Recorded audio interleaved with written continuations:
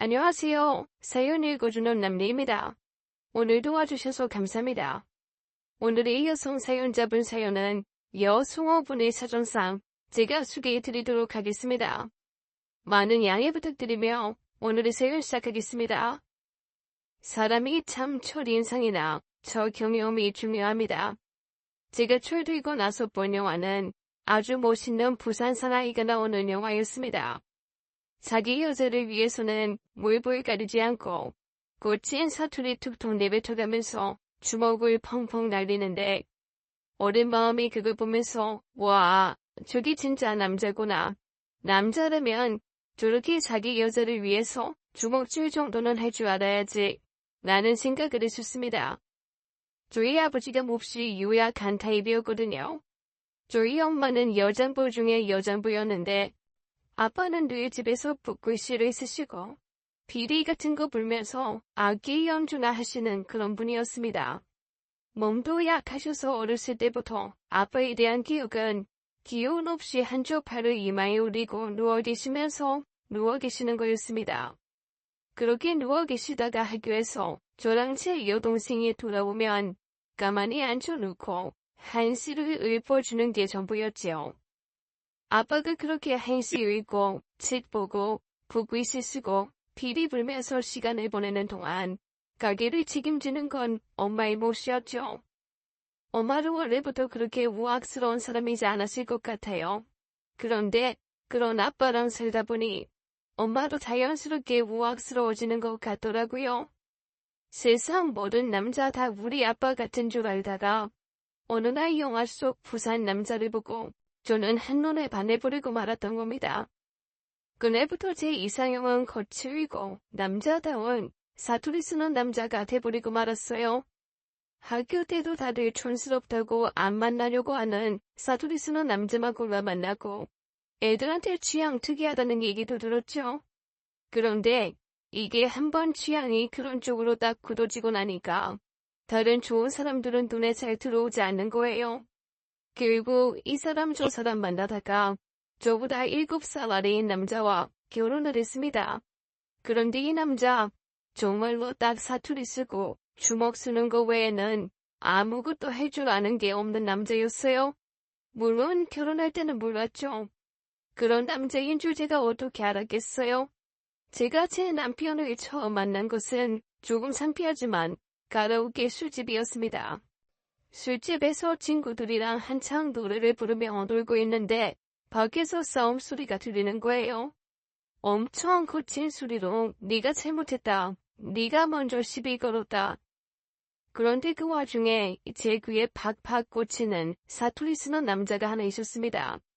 가만두지 않겠다느니 뼈를 뽑아서 갈아버리겠다느니 그런 말을 했는데도 하나도 무섭지 않고 그저 설레기만 했습니다. 친구의 말 이후에도 슬그머니 나가서 그 남자가 어떤 남자인지 봤거든요. 그랬더니 딱 제가 영화 속에서 봤던 현란한 무늬의 반팔 셔츠를 입고 위는 짧은데 아래는 긴 꽁지 머리를 한 젊은 남자 하나가 한 손에 술병을 휘두르면서 그렇게 거칠게 앞에 사람들한테 협박하듯 얘기를 하고 있더라고요. 그런데 그 모습을 보는 순간 저는 제 이상형이 나타난 것 같았습니다. 나중에 생각해보면 제가 제 팔자를 볶으려고 아주 작정을 한 거였죠. 그래서 다들 깨진 병 들고 설치는 그 남자를 슬금슬금 피할 때 저만 혼자 넋을 놓고 그 남자를 바라봤습니다. 뭔가 이상한 시선이 느껴졌는지 그 남자가 휙 뒤를 돌아보더라고요. 그리고는 저를 위아래로 훑어보며 이렇게 묻는 게 아니겠어요? 너 뭐고? 그 말 하나가 정말 슬로우 모션처럼 저한테 와솟음이더라고요. 그렇게 저는 제 남편을 처음 만났습니다.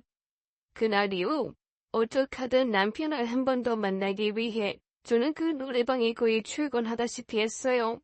그리고 얼마 지나지 않아 남편이 그 노래방에 술을 납품해주는 일을 하고 있다는 걸 알아냈죠. 노래방 주인도 저한테 그러더라고요. 그 사람이 이 동네 토박이인데 어렸을 때부터 아버지 없이 여기저기서 놀림당하며 살아서 애가 영 싹수가 없다고요. 그러면서 저한테 혹시 그 사람한테 뭐 돈 빌려준 거 있냐고 묻는 겁니다. 그래서 제가 그런 거 아니다. 왜 그러시냐라고 했더니 몇 년 전에 한번 여자들이 우르르 몰려와서 사기 결혼으로 고소하겠다는 돈 빌려준 거 갚으라는 등 한번 난리를 친 적이 있다는 거예요. 그런데 참 저도 정신이 나갔죠. 그렇게까지 말을 해주면 마음이 좁혀야 되는데 그 순간 제가 든 생각은 저한테 든 생각은 이거였어요. 억울하게 오해를 받았나 보다. 저 사람이 그럴 리가 없어 라는 생각이요. 게다가 아버지 없이 고군분투 전쟁처럼 살아왔다는 얘기를 듣는 순간 그게 왜 그렇게 영화 속 사형 구구절절한 남자 주인공처럼 들렸을까요? 저 사람도 술 마시면 아버지 생각에 눈물 한 방울 흘릴까. 그래도 사랑하는 여자를 위해서라면 물불 안 가리고 달려들겠지. 제가 미쳤죠. 이런 생각들을 하고 또 하며 그 사람을 혼자 짝사랑하기 시작했습니다. 사람이 눈이 돌고 미치면 그 어떤 것도 눈에 안 들어온다는 말이 맞나 봐요. 그 당시 저는 그랬습니다. 노래방 주인이 저한테 걱정돼서 그렇게 전해준 얘기를 저는 한 귀로 듣고 한 귀로 흘렸습니다. 그리고 나중에 제 남편과 사귀게 되었을 때 대놓고 직접적으로 물어봤어요. 정말로 그렇게 결혼을 한 적이 있냐고요? 그랬더니 남편이 예의 그 거만한 그게 무슨 소리냐는 듯한 비식하는 웃음을 지으며 저한테 이러는 거예요. 뭔 소리고? 내는 네 만나려고 이때까지 그 어떤 여자도 안 받아들이고 기다려왔는데 어린이 지금 그런 소리가 나한테 나오나? 니는 내가 딴 여자한테 눈 돌렸다는 말 아내 입으로 했으면 좋겠나? 그 얘기를 듣는데 저도 모르게 혼자 또 울컥하고 말았습니다. 혼자 감동한 거죠. 바보처럼. 그래서 조용히 고개를 저었어요. 그랬더니 남편이 이러더라고요. 내 나이도 있고 아이네도 더 이상 이 여자 저 여자 귀찮다. 그냥 우리 같이 살까. 아이고 마 같이 살까. 그 말이 어찌나 설레던지 엄마 아빠는 그 남자랑 결혼하면 그 즉시 호적에서 봐버리겠다고 결혼식도 가지 않겠다고 펄펄 뛰셨는데 한번 고집을 피우기 시작하니까 저조차도 모를 엄청난 고집이 나오더라고요. 저 평생 선비 같았던 아빠가 그렇게까지 화나는 거 본 적이 없거든요. 하지만 끝끝내 모두의 반대를 무릅쓰고 결혼을 강행했습니다. 결혼식은 쓸쓸했어요. 아무도 오지 않았고 제 친구들조차 한 명 제 결혼식에 참석하지 않았습니다. 남편이 저한테 미안해하더라고요. 그러면서 언젠가 꼭 결혼식에 참석 안 한 사람들이 모두 후회하게 만들어주겠다고 했습니다. 그 말조차 너무 로맨틱했고 마치 세상 모두가 환영하지 않는 금지된 사랑을 저 혼자 애틋하게 하는 것 같다는 그런 생각이 들었습니다. 그런데 세상 일이라는 건 말이죠. 나중에 알고 보니 다 이유가 있더라고요. 사람들이 말리는 데는 이유가 있고 왜 어르신들이 부모 말 들어서 손해볼 거 하나도 없다고 하시는지도 뒤늦게서야 이해가 되었습니다. 처음 결혼해서 몇 개월간은 행복했어요. 나름 로맨틱했습니다. 그런데 그 로맨틱도 돈이 줄어드니까 점점 악몽으로 변해가더라고요. 그나마 제가 조금 모아놓은 돈이 있고 남편보다는 연생이어서 갖고 있는 재산도 좀 있고 있거든요. 그 돈 빼서 살 때는 그래도 평화로웠어요. 그런데 생각보다 남편의 씀씀이가 커서 몇 개월 지나지 않아 제가 가지고 있던 돈이 조금씩 바닥을 보이더라고요. 그래서 제가 남편한테 그랬습니다. 저기, 우리 이렇게 그냥 있는 돈 마냥저냥 빼먹고 살 순 없을 것 같은데 자기 돈 어떻게 벌 거야? 그래도 이젠 좀 제대로 된 직업을 하나 가져야 되지 않을까? 그랬더니 남편이 얼굴을 쫙 찡그리며 저한테 버럭 손질을 내더라고요. 하이씨, 진짜 안 그래도 좀 기분 좋게 어떻게 사업할까 고민하고 있는 사람한테 꼭 그렇게 한마디 해서 털어줘야겠나. 걔 참 기집애 말 많네. 그게 무슨 소리야? 우리 부부야. 앞으로 어떻게 살아갈 건지 같이 얘기하고 논의하고 그래야지. 어떻게 내가 하는 말이 그냥 잔소리고 당신한테 안 좋은 말이라고 그냥 다 그렇게 얘기해버릴 수가 있어? 그건 아니지. 길 참 시끄럽다. 임페이리 빙빙바이만 늦은 말. 내 오늘부터 사업 때문에 바빠서 집에 잘 못 들어올 것 같거든. 네가 알아서 저기 뭐 먹고 살든가. 친정가 있던가. 네 마음대로 해라. 아니 그게 무슨 소리야? 사업은 무슨 사업? 나한테 한마디 말도 없이 무슨 사업을 해? 이 가시나리 진짜. 야, 이 남자 하는 일에 일이 어디서 줄을 치는데. 내 니한테 뭐 보고 해야 돼. 네가 내 사장이야. 웃겨 진짜. 그딴 식으로 쓸데없이 장난하고 잔소리할 거면 알소리 꺼져라. 너무 당황스러웠습니다. 내가 알던 나한테 그렇게 로맨틱하게 했던 남자가 맞나 싶은 생각이 들더라고요. 전혀 제가 짐작했던 모습들이 아니었어요. 아니, 입속에 혀처럼 굴며 간도 빼주고 심장도 나눠줄 것처럼 굴던 사람이 어떻게 저렇게 정말 하루아침에 태도를 바꿔서 저렇게 행동할 수 있나. 혹시 저 사람 뭔가 내가 모르는 병이 있어서 일부러 총 때리고 그러는 건가. 정말 오만 생각이 다 들었습니다. 그런데 한 달, 두 달 시간이 지날수록 저는 제가 정말로 주변 사람들 말을 듣지 않은 벌을 받고 있다는 걸 알게 되었습니다. 동네 사람들이 하나둘 저희 집으로 찾아와서 돈을 요구하더라고요. 처음엔 대체 이게 무슨 소리인가 싶었는데 남편이 저한테 가서 받으라고 했다며 곳곳에서 외상을 한 거였습니다. 적게는 몇십만 원에서부터 많게는 몇백만 원까지 너무 어이가 없었습니다. 그중에 가장 어이가 없었던 건 세상의 정육점에서 200만 원이 넘는 외상을 한 거였어요. 아니, 어떻게 하면 고기값이 200이 나와요? 대체 뭘 산 거예요?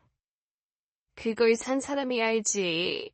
아니 며칠 전에 외제차 딱 타고 오더니 있는 한우 갈비 다시더라고 차 안에서 버럭버럭 소리를 지르더라고.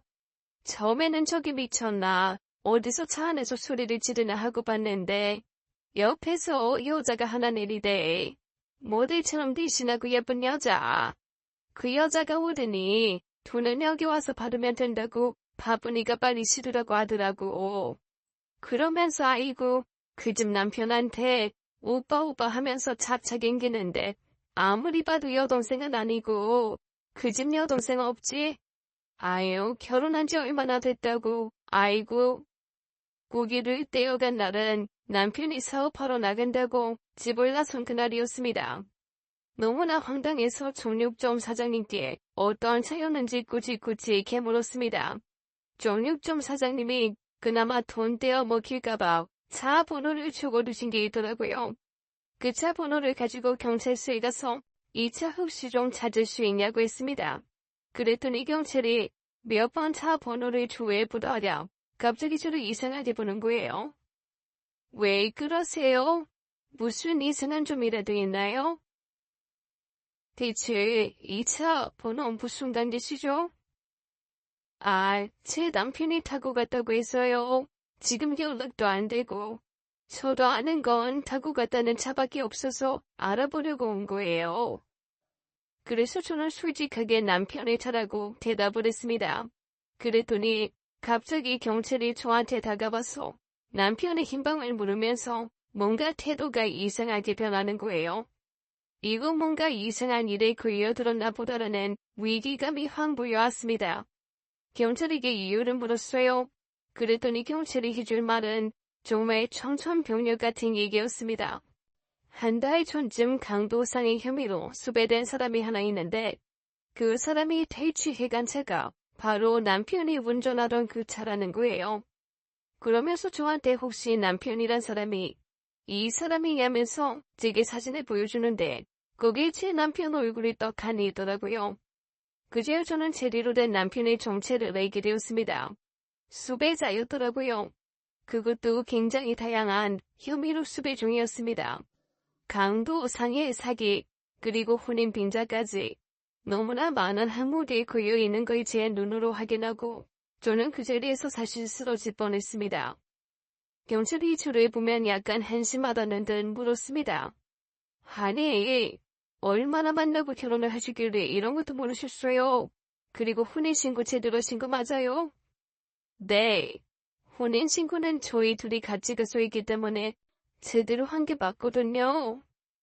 제 얘기를 듣고 경찰이 안타깝다는 듯이 이렇게 말씀하셨습니다. 아유, 지금 혼인신고가 되어 있는 상태이기 때문에 만약 피해자들이 뭔가 남편의 금전적인 부분으로 고소고발하게 되면 사모님이 그 피해를 같이 볼 수 있어요. 지금으로서는 빨리 이혼하는 수밖에 없어요. 이게 대체 무슨 일인가 싶었습니다. 결혼한 지 몇 개월 되지도 않았고 아직 친정 식구들은 제 연락 받지도 않은 상황인데다가 친구들한테조차 결혼했다는 말을 못하고 있는 이 시점에 남편이 수배된 범죄자라뇨. 그것 때문에 당장 이혼을 해야 된다는 걸 대체 누구한테 어떻게 말을 해야 될지 모르겠더라고요. 제가 그 자리에서 펑펑 울고 있자 경찰이 혀를 끌끌 차면서 저한테 나라에서 지원해주는 변호사 제도가 있다면서 알려줬습니다. 그리고 그 변호사 선생님을 만나서 정말 오랫동안 고생을 하며 결혼 생활 6개월, 소송 6개월의 긴 시간을 거쳐 결국 저는 이혼을 할 수 있었습니다. 그나마도 남편이란 놈이 이혼할 거면 재산 분할해야 된다고 저를 괴롭히는 바람에 빨리 이혼하고 싶은 욕심에 재산 분할까지 어느 정도는 해줬거든요. 그렇게 남편과 헤어지고 나니 정말 남자라고는 지긋지긋해지더라고요. 경제에 좋은 능력이라고 일도 없이 집에서 탱자탱자 놀기만 했던 양반스러운 아빠도 꼴보기 싫지만 남자답고 바깥 일 잘하는 것처럼 굴고는 결국엔 사기꾼 그 자체였던 전 남편도 저를 너무 질리게 만들었습니다. 다시는 그 어떤 남자도 만나지 않고 그냥 오롯이 저만의 삶을 살기로 결심했죠. 여자 혼자서 40대 중반, 50이 다 돼가서 살기는 참 녹록지 않더라고요. 제가 뭔가 재주라도 있었으면 그걸로 먹고 살았겠지만 결혼 전에는 그냥 평범한 회사에서 일반 사무 업무에 있었고 결혼 후에는 남편 뒷바라지 한다고 집에 들어 앉아서 경력 단절 여성으로 살았으니 제가 뒤늦게 뭘 할 수 있었겠어요. 하지만 사람이 죽으라는 법은 없는지 제 이혼을 도와주셨던 변호사 선생님 통해서 나라에서 해주는 교육을 받을 수 있게 되었습니다. 다행히 지원받아서 커피 만드는 바리스타 교육을 받을 수 있었고 자격증도 땄습니다. 뒤늦게 제가 사기 결혼을 했었고 이혼을 했다는 사실을 알게 된 부모님이 어느 날 저를 찾아오셨더라고요. 그리고는 아무 말 없이 제 앞에 통장을 하나 내놓으셨습니다. 엄마가 이러시더라고요. 부모가 돼서 자식놈이 잘못된 길로 가는 거 목숨 걸고 막지 못한 것도 죄인이야. 그 죗값이라 생각하고 우리 부부가 너한테 마지막으로 해주는 거니까 네 동생한텐 아무런 말도 하지 말고 그냥 그걸로 어디 작은 데 가게라도 하나 내서 먹고 살아. 정말 면목이 없더라고요. 그놈의 남자답다고 생각했던 연하남한테 빠져서 제가 모았던 돈으로는 엄마 아빠 여행 한 번 못 보내드리고 그놈 흥청망청이 죄다 쑤셔 넣었는데 엄마 아빠가 이렇게 저한테 가게라도 하라고 돈을 주시니까 정말 어쩔 줄을 모르겠다는 생각만 들었습니다. 그러면서 한 번도 저한테 이래라 저래라 말한 적 없었던 아빠가 조심스레 저한테 이렇게 말씀하시더라고요. 그 카페는 나도 좀 알아보니까 너무 하는 사람도 많고 희소성도 없어서 오래 하기가 힘들다고 하더라. 음식 상사 그리고 그렇게 쉬운 게 아니야. 인디 엄마도 식당에서 오래 일했지만 먹을 거 장사하는 게 세상에서 제일 어렵고 신경 많이 쓰이는 일이라는 거 너도 알잖냐. 그러지 말고 아예 여기서 좀 멀리 떨어진 경기도 쪽으로 올라가서 이 공방 같은 거 해보는 게 어떠냐. 공방이요? 제가 뭘 할 줄 아는 게 있어서 공방을 하겠어요. 너 어렸을 때부터 손재주 좋았잖아. 아이 그리고 아빠는 네가 예전에 만들어준 그 비누 있잖냐. 이때까지 살면서 그거만큼 좋은 비누를 써본 적이 없거든. 그런 것도 나라에서 지원해줘서 배울 수 있다며. 아이 기왕 이것저것 배워서 네 두 번째 인생 찾는데 조금 더 배워가지고 제대로 공방 하나 해보는 게 어떻겠어? 그 전까지는 그냥 엄마랑 내가 먹고 살 수 있는 비용을 좀 대주마. 좀 힘들면 그냥 잠시 집에 들어와서 살아도 되고. 그 방할 놈이 혹시 찾아와서 난 돈 부릴까봐 사실 나는 네 엄마 요즘 잠이 안 와. 네 걱정 때문에. 사실 그 말을 듣고 너무나 깜짝 놀랐습니다. 제가 대학교 때 취미로 비누를 몇 달 만든 적이 있었거든요. 그때는 한창 친구들이랑 몰려다니며 그런 거라는 게 또 재미있는 시절이었으니까요.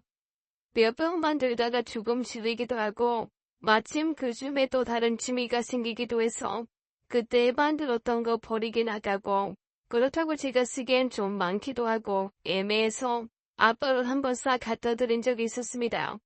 저는 그거를 까맣게 잊어버리고 있었는데 아빠나 딸이 무언가를 만들어서 아빠 쓰라고 갖다 줬다고 그거를 기억을 하고 계셨던 모양이에요. 저한테 그때 그 비누가 너무 좋았다고 그거 한번 제대로 다시 만들어 보라고 딱 말씀을 하시는데 갑자기 눈물이 왈칵 솟았습니다. 그리고 제가 정말 나쁜 딸이라는 생각이 들더라고요. 아빠는 제가 그렇게 대충 만들어서 버리다시피 전달한 그 비누를 지금까지 이렇게 기억하고 계셨는데 딸인 저는 그런 마음도 모르고 그런 미친놈한테 빠져가지고 허우적 그러다는 것 자체가 너무 죄송하고 속상했습니다. 스스로 한심하다는 생각에 눈물이 멈추지 않더라고요. 제가 눈물을 뚝뚝 흘리니까 아빠가 마치 제 마음을 아는 것처럼 그냥 등을 몇 번 토닥토닥 두들겨 주시더라고요. 저는 그런 아빠의 의견을 받아서 다시 정식으로 아로마와 비누 만들기를 배우기 시작했습니다. 뭔가 목표가 생기니까 예전과는 달리 공부도 많이 하게 되고 엄청 재밌더라고요. 그렇게 6개월 정도 더 비누를 배운 다음에 정말로 엄마 아빠 의견대로 제가 살던 곳과 아주 멀리 떨어진 경기도 북부 쪽에 작은 공방을 하나 냈습니다. 다행히 건물주도 너무 좋은 분을 만났어요. 저랑 띠동갑인 사장님이었는데 옛날부터 안 해본 일이 없을 정도로 열심히 사신 분이더라고요. 제가 농담처럼 아니 결혼도 안 하고 뭘 이렇게 혼자 열심히 사셨냐고 하니까 몹시 씁쓸한 얼굴로 이렇게 말씀하셨습니다. 제가 지은 죄가 많아서 속자하려면 아직 모르습니다. 농담처럼 훅 던진 질문에 진지하게 그렇게 대답을 하시길래 이 사람도 뭔가 사연이 있나 보다라면서 더 이상 묻지는 않았습니다. 그런데 그 사장님 참 정말 좋으신 분이더라고요. 오죽하면 제가 한 번은 혼자 조용히 비누를 만들다가 문득 그런 생각이 드는 겁니다. 제가 지금처럼 이렇게 산전수전 다 겪지 않고 아예 처음부터 저런 사장님을 만났으면 행복한 삶을 살 수도 있었겠다라는 생각이었죠. 물론 그런 생각을 하고는 얼른 고개를 절레절레 지으며 아이고 내가 지금 무슨 생각을 하는 거야. 쓸데없는 생각도 다 한다. 이러면서 잡생각을 버리긴 했지만 그런 마음이 들 정도로 인격적으로나 기타 다른 부분으로나 참 괜찮으신 분이었습니다. 건물 2개 관리를 잘해주셔서 장사하는 사람들이 모두 이런 건물주만 있으면 평생 나가지 않고 그냥 여기서만 장사해도 되겠다는 얘기를 할 정도예요. 그냥 단순히 건물만 임대를 하시는 게 아니라 나름 생각과 꿈이 있으셔서 그런지 그 건물을 어떤 문화공간처럼 만들고 싶어 하시더라고요. 그래서 저한테도 그냥 비누만 만들어 파는 게 아니라 자기가 지원을 해줄 테니 소위 말하는 불량 청소년들 있잖아요. 그런 아이들 데려다가 비누 만들기 실습 한 번씩 하고 아로마 테라피 한 번씩 경험해보게 해줄 수 있냐고 물어보시는 거예요. 저야 뭐 지원해 주신다면 보탤 건 없죠. 그런데 갑자기 웬 그런 생각을. 고마워요. 사실 그런 친구들이 생각보다 애들이 순하고 착해. 그런데 어른들이 선입관으로 저것들은 참 사고만 치고 다닌다. 이라고 보태게 봐서 자기네들이 착한 사람일 수 있다는 가능성을 잘 못 보는 경우들이 많거든. 그런데 이런 거 한 번씩 경험해보면 아 이런 세계도 있구나. 나도 이런 세계 한번 들어가 볼 수 있겠구나. 라는 생각을 할 수도 있단 말이지. 혹시 괜찮으면 그 친구들 중에 몇 명 아르바이트 같은 것도 원하면 시켜줄 수 있어요? 내가 아르바이트비 지원할게요. 이런 녀석들 중에 보호 종료 아동 대상인 애들도 있는데 왜 당장 일자리 구해서 돈 버는 게 급한 친구들도 있고 했어요. 아, 알바비 정도는 제가 내도 돼요. 어차피 저도 써야 하는 인건비에서 나가는 건데요. 아유, 그래도 같은 금액으로 능숙한 알바 들을 수 있는데 내부탁으로 서툰 녀석들 가르쳐가면서 쓰는 거니까 내가 건물 직원안으로 알바비 50% 지원할 테니 어때 한번 해볼래요? 괜찮죠? 네, 나쁘지 않을 것 같아요. 그렇게 해서 제가 그 자격증 공부 같이 하는 기회를 마련해봐도 좋을 것 같은데요. 아무래도 이쪽에 관심이 있는 거면 자격증이 있으면 좋으니까요. 아이, 그거 정말 좋은 생각이네. 그렇게 공부하면 걔네들도 자격증 딸 수 있는 거잖아요. 아이, 나 그 생각은 미처 못했네. 그렇죠. 공부하고 시험만 보면 되니까 실습도 충분히 할 수 있고요. 그러면 아이고 자격증반을 운영합시다. 내가 지원도 하고, 아니다. 아예 그 반 나도 들을게요. 사장님이요? 뭐하러요? 왜 굳이 수업까지? 아이 보니까 아로마도 그렇고 비누도 그렇고 일단 좋은 향이 내 안에 들어오니까 기분이 좋아지더라고. 뭐 살면서 배워봐야 나쁠 거 없다는 생각이 들어서 나 배워도 되죠? 아이 무슨 나이지 않고 그런 거 아니죠? 내가 매번 간식이랑 커피 사있지요. 아이고, 네, 그러세요. 그렇게 얼결에 건물주는 제 학생이 되었습니다. 이게 참 느낌이 이상하더라고요. 그냥 평범한 건물주와 세입자로 만났을 때는 서로 예의 차리면서 힘매만 해도 그다고 어색함이 없었는데 이게 학생과 선생처럼 되어버리니까 뭔가 더 기묘한 마음이 생기는 거예요. 어쩐지 저는 이 사람을 대하는 게 조금 어색해지기 시작했습니다. 살짝 불편한 감도 없잖아 있었고 제가 어떻게 균형을 잡고 이분을 대해야 될지 좀 헷갈리기도 하더라고요. 그리고 이 마음이 좋아하는 마음이라는 건 몹시 뒤늦게 깨닫고 말았습니다. 그것도 제가 아닌 학생들의 말 때문에요. 한 번은 이분이 수업에 못 오겠다고 급하게 연락이 오신 거예요. 좀 만나야 될 사람이 갑자기 생겼다나요? 그런데 그 순간 제가 엄청 실망이 되는 겁니다.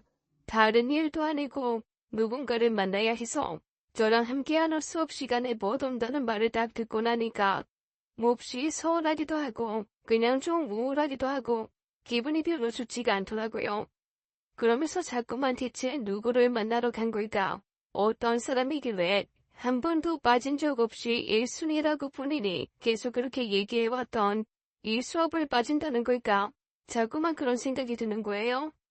제가 우울해하는 게 아마 학생들한테도 느껴졌나 봐요.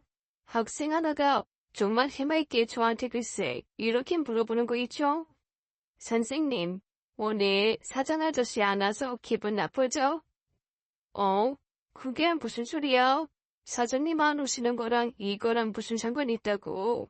쓸데없는 소리 한다, 에이, 아닌데. 선생님 사장 아저씨 안 와서 지금 기분 별로 안 좋은 것 같은데요. 얼굴에 딱 써 있는데요. 아, 무슨 소리야 너희는. 쓸데없는 소리 하지 마. 진짜 별소리를 다 하네. 에이, 쌤, 우리 누나 못 속여요. 우리 완전 젊은 세대인데. 원래 젊은 애들 눈은 못 속여요. 선생님 진짜 아니에요? 선생님이랑 그 사장 아저씨랑 서로 좋아하는 거 다 티나는데요. 아이고, 또 노는 거리 잡았지, 정말 쓸데없는 소리 하지 마시고 지금부터 내가 준 30가지양 제대로 잘 구분하지 않으면 오늘은 나머지 수업. 이거 봐. 사장 아저씨 안 와가지고 선생님 빡쳤어. 그래가지고 우리한테 완전 어려운 거 주잖아. 아니라니까. 정말 아니라고. 너희 시어머니만 안 남아서 수업 좀 제대로 하자는 건데. 오늘따라 왜 이러니 진짜, 우리 제대로 다시 해보자, 학생들한테 그렇게 말하며 얼번 부르기는 했지만 얼굴이 너무 화끈거리더라고요. 꼭 제 마음을 들킨 것 같기도 같아서 좀 창피하기도 했습니다. 그러는 한편 아이들의 그 말 때문에 얼결에 제 진심을 들여다보게 됐어요. 그날 수업이 어떻게 끝났는지도 모르게 그냥 허둥지둥 수업을 끝내고 혼자 싱숭생숭한 마음을 가라앉히려고 비누로 엄청 만들기 시작했습니다. 이렇게까지 많이 만들 필요 없는데 굳이 엄청난 재료를 쏟아부어 비누를 만들면서 스스로가 좀 어이없기도 했어요. 이 많은 비누를 만들어서 내가 뭐하냐? 진짜 쓸데없다. 아야, 너 진짜 무슨 생각하는 거야? 야, 사장님이 뭐 애인이냐? 그 사람도 만날 사람도 있고 그냥 그런 거지. 그리고 만나는 사람이 여자 아닐 수도 있잖아. 그냥 친구일 수도 있잖아. 친구가 진짜 갑자기 엄청 급한 일이 있다고 당장 봐야 된다고 그래서 간 걸 수도 있잖아. 그런데 뭐 이렇게 심란해? 진정해. 심란할 거 없어. 심란해하지 말자. 심란하면 안 돼. 심란해하지 말자고. 혼자 그렇게 혼잣말을 하면서 비누를 끝없이 줍고 있는데 갑자기 옆에서 누가 이렇게 얘기를 하더라고요. 그렇게 심란하면 전화라도 하지 그랬어요. 어씨 깜짝이야. 사장님이었습니다. 아니 여기는 왜? 언제 어떻게 왜 왔어요? 아니 어떻게 왔어요? 왜라는 말을 몇 번을 하는 거예요. 아 왜긴 문이 열려 있었고 혼잣말 치고는 너무 크게 했고 그래서 다 들었고 아이 그런데 그게 내 얘기인 것 같고 그래서 희명하려고 이렇게 왔죠. 그게요. 그러니까 너무 당황스러우니까 말보다는 담배만 외마디 변명밖에 나오지 않더라고요. 사장님이 피식 웃으면서 그러시는 겁니다. 왜요? 심란했어요? 아유, 혹시 내가 여자 만나러 갔을까봐? 아니요. 제가 왜요? 왜 그런 생각하세요? 그래요? 아야, 아까 애들이 먼저 와서는 오늘 선생님 엄청 심란한 것 같다고. 아이 대체 왜 안 오신 거냐고 물어보는데 그러면서 자기네들 답답하니까 아이 그냥 빨리 고백할 거면 하라고 이 자기네들이 모른 척하는 것도 이제 힘들다고 그러던데 정말 아이들이 솔직한 건지 아니면 거침이 없는 건지 저를 너무 창피하게 만들더라고요. 제가 얼굴이 빨개져서 저도 모르게 손사래를 치며 변명을 하고 말았습니다. 아, 진짜 많을 것들 그런 거 아니에요. 걔네들 진짜 이상하네. 뭐하러 그런 소리를 했대? 저 진짜 그런 거 아니고요. 진심으로 그런 거 아니고요. 정말로 그런 거 아니에요. 아니, 애들 말 그냥 무시하면 될걸. 지금 똑같은 말 되게 여러 번 반복하는 거 알아요? 제가요? 지금 아임없이 당황한 것 같은데 솔직히 말해요.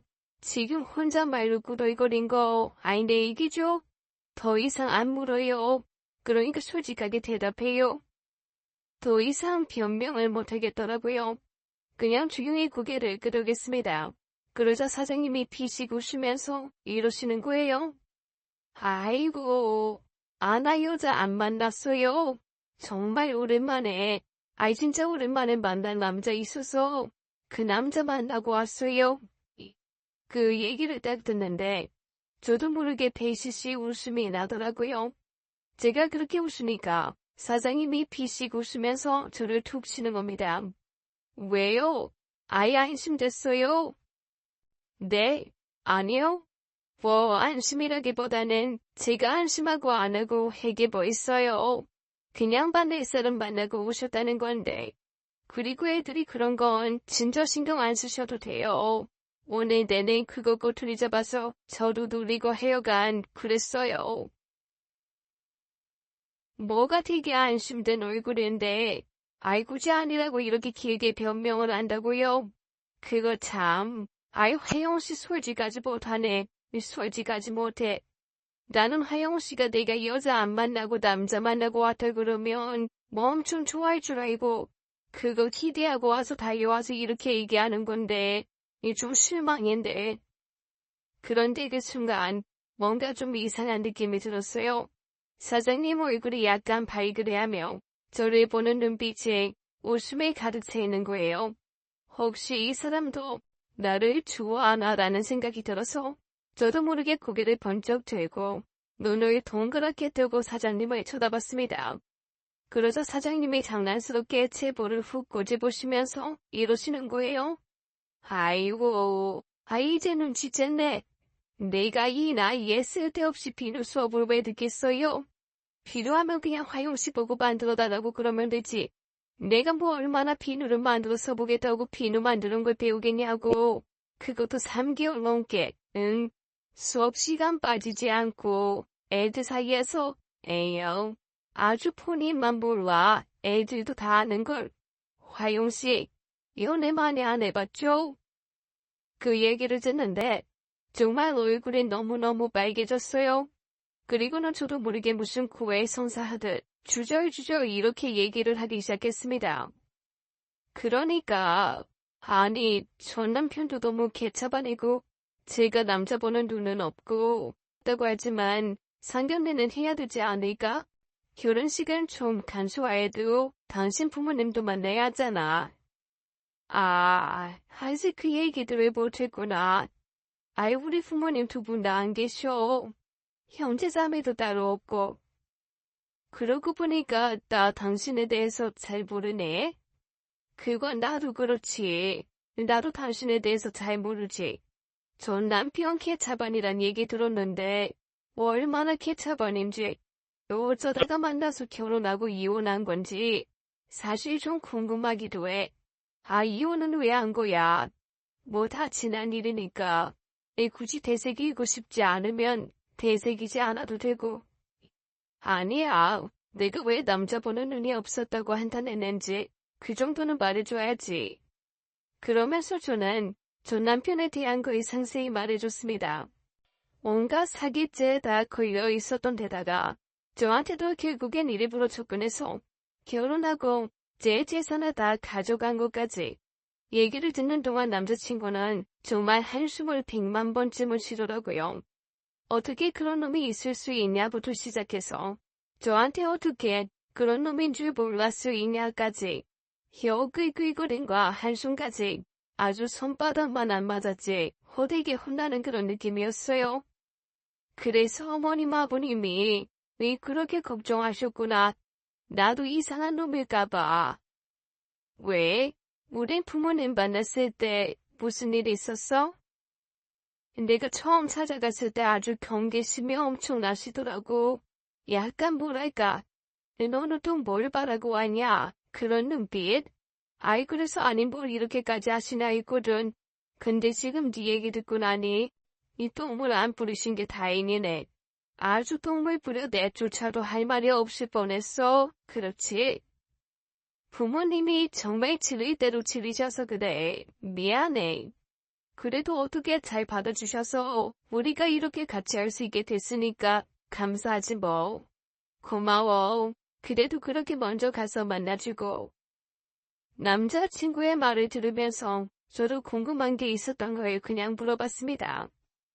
그런데 당신은 왜 이때까지 한 번도 결혼을 안 했어? 남자친구가 잠시 머뭇거리더니 이렇게 말하더라고요. 결혼한 적은 없는데, 아이는 있어. 어? 그게 무슨 소리야? 아이라니. 내가 고등학교 때 좀 놀았었거든. 막 대놓고 부양 학생처럼 놀고 그런 건 아니었는데, 나도 그냥 사랑에 미쳤던 거지. 동네에 누나가 하나 있었어. 그 엄마가 다방되지 않다고 사람들이 다 무시하고 그랬는데, 아인데 눈에는 그 누나가 세상에서 제일 청초하고 가녀린 왜 그런 여자처럼 보였던 거야. 혹시 말레라라는 영화 알아? 말레나? 본 거 같기는 한데 그 남편이 군인으로 징병하고 남은 여자가 각종 오해 받으면서 살아남는 그런 얘기 아니었나? 맞아. 내가 나중에 그 말레나 보고 거기 꼬맹이 남자애 하나만 유일하게 말레나가 순결하고 남편에게 충성스러운 여자라고 믿잖아. 온 동네 사람들이 몸 파는 여자다, 이 술집 여자다 하고 무시할 때 내가 그걸 보면서 아, 그 당시에 내가 조그만 남자아이 같은 마음이었나 보다 했지. 정말 그랬거든. 그도 나는 그냥 엄마 때문에 오해받는 천사 같은 여자라고 생각을 했어. 아이 그래서 어떡하든 내가 지켜주고 보호해주고 싶다는 생각에 매달리고 결국 사고를 쳤지. 사고라고 하면 그러니까 그때 아이가 생겼다는 거야. 맞아. 아이 그 누나가 나보다 한 5살도 많았나. 나는 그때 막 고3 올라간 상태였고, 아이 처음에는 좀 당황했는데, 기왕 이렇게 된 거 고등학교 졸업하자마자 살림 차려야겠다고 딱 마음 먹고 있는데, 그 누나가 그러더라고. 자기가 아이 키울 테니까 평생 양육비 한꺼번에 달라고. 아이 그때 그 누나 얼굴이 잊혀지지가 않아. 아주 돈에 눈이 멀어서 번들번들. 아이 딱 안고 우리 부모님한테 아이 꼭 인제자와 협박하는 것처럼 돈 주지 않으면 끝까지 내 인생 말아먹게 할 것처럼 구니까 내 부모님이 다 기겁을 하셨지. 돈만 주면 사라져서 영영 나타나지 않겠다고. 이 새끼손가락 깨물어서 각서까지 쓰더라고. 우리 부모님이 그때 집 팔고 물려받으셨던 땅 팔고 아이 정말 전재산 털어서 돈을 해줬는데 그 돈 받고 그냥 살아줬어. 아이는 데려다가 키우려고 아이 두고 가라고 했는데 야반 투주해버렸더라고. 나중에 몇 년 뒤에 수소문에서 찾았을 때는 아이 없이 혼자 살고 있더라. 그 많던 돈도 다 날리고. 그럼 그 아이는 어떻게 됐는데? 아유 어디다가 갖다 버렸다고 하더라고. 어머, 그럼 그 애는 못 찾아? 아니 무슨 엄마가 그래. 세상에 진짜다. 나 당신이나 아주 초상대가 오지게 야멸자네. 애 부모 삼아 돈 되도간 여자나 전재산 들고 진석이꾼이나. 아이고 바보들끼리 만나서 세게 생겼네. 바보끼리 세게 생겼어? 여튼 대충 이래. 아이는 뭐. 내가 나중에 좀 더 자세하게 얘기해줄게. 우선 일단은 여기까지. 한 번에 너무 많은 얘기가 들어가면 아유 머리 아파. 그렇지. 그러면서 남자친구는 그냥 말을 아끼더라고요. 그래서 더 이상 물어봐야 상처 되게 뻔하니까 굳이 더 묻지는 않았습니다. 그렇게 시간이 몇 달 정도로 지난 후에 저희는 본격적으로 상견례를 하고 결혼을 진행하기로 했습니다. 딱히 양쪽 집에서 나올 사람은 없고 저희 부모님 만나서 인사만 하는 줄 알았는데 남자친구가 상견례 전날 서프라이즈를 했다는 거예요. 그래서 제가 무슨 소리냐, 무슨 서프라이즈냐라고 했더니 내일 상견례장에서 알게 될 거라고 하더라고요. 그래서 저는 처음에 혹시 무슨 이벤트를 준비했나 했습니다. 평소 그런 거 없이 좀 무뚝뚝한 사람이기는 했지만 제가 프로포즈도 없고 이벤트도 없다고 몇 번 투덜거린 적이 있었거든요. 그랬더니 그게 마음에 걸려 이벤트를 해주려 나보다 했죠. 그렇게 떨리는 마음으로 상견례장에 갔는데 부모님이 차가 막혀서 조금 늦을 것 같다고 전화가 왔습니다. 먼저 들어가 있겠다면서 딴 문을 열고 들어간 순간 저는 제 눈을 의심할 수밖에 없었어요. 거기에 제 개차방 같은 전 남편이 앉아있는 겁니다. 제가 너무 놀라서 버럭 소리를 질렀습니다. 네가 왜 여기 있어? 그랬더니 제 전 남편도 깜짝 놀란 얼굴로 저와 제 옆에 있는 남자친구를 보면서 이렇게 외치더라고요. 네가 왜 우리 아빠 옆에 있는 건데? 순간 아무런 말도 할 수 없이 정신이 홀딱 나가는 것만 같았습니다. 대체 아빠라니 이게 무슨 말일까 싶어서 제 전 남편과 남자친구를 번갈아 가면서 바라봤죠. 그랬더니 남자친구가 황당한 얼굴로 저한테 이러는 거예요. 전 남편이라니. 이 세준이가 네 전 남편이라고. 세준이? 뭔 소리야. 저 인간 이름이 봉팔인데. 그리고 아빠라니. 저 인간이 당신 아들이라고?